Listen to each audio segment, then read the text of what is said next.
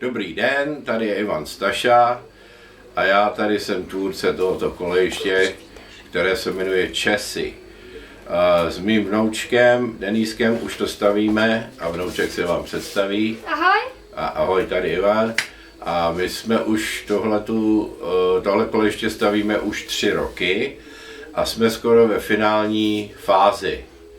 Dneska vám ukážeme, jak se posunují vagony v nádraží. Bude to krátká, ale doufejme poučná chvilka pro vás všechny, kteří milují modelovou železnici. Jo. A ještě bych k tomu chtěl dodat, jestli chcete nějaký další video, tak tam sázejte lajky, odběr. Děkujem. Děkujem. Teď to vypni. Teď to musíme udělat jinak, protože ono to houkalo a já jsem tam vůbec nebyl vidět.